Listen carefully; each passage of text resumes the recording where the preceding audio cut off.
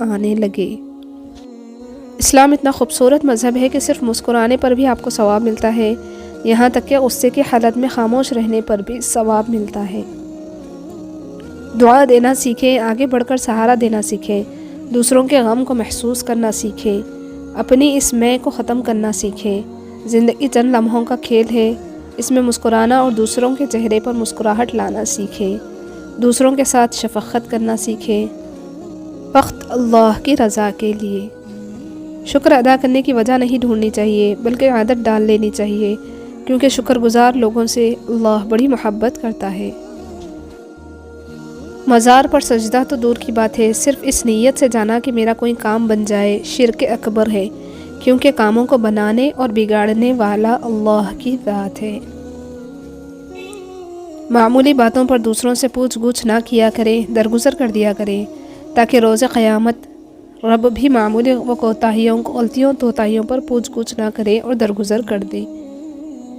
پرندے چونٹی کھاتے ہیں اور جب وہ مر جاتے ہیں تو چونٹیاں انہیں کھاتی ہیں۔ حالات بدل سکتے ہیں، کسی کو کم مت سمجھو، کیونکہ آج آپ طاقتور ہو سکتے ہیں، لیکن یاد رکھنا وقت آپ سے زیادہ مضبوط ہے۔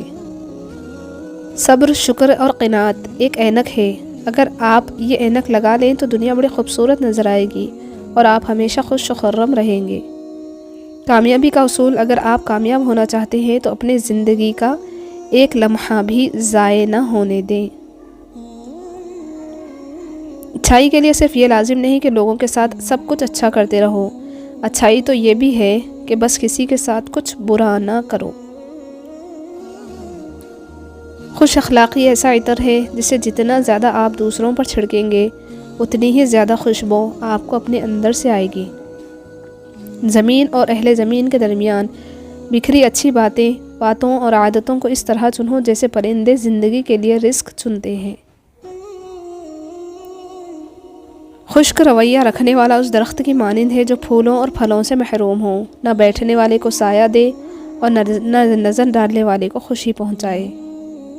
سر اٹھا کر رب سے نہ ملنے والی چیزوں کا تقاضا کرنے سے پہلے سر جھکا کر رب سے ملنے والی نعمتوں کا شکر تو ادا کر لے۔ صرف دل ہی کے اچھے ہونے سے بہتر ہے کہ انسان زبان کا بھی اچھا ہو، کیونکہ لوگوں کا واسطہ سب سے پہلے آپ کی زبان سے پڑتا ہے، دل تک تو کچھ ہی لوگ پہنچتے ہیں۔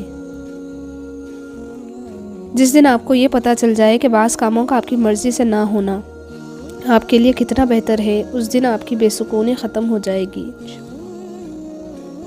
وہ انگلی جو مشکل وقت میں آپ کے آنسو پوچھتی ہے، ان 10 انگلیوں سے بہتر ہے جو آپ کی کامیابی پر تالیاں بجاتی ہے۔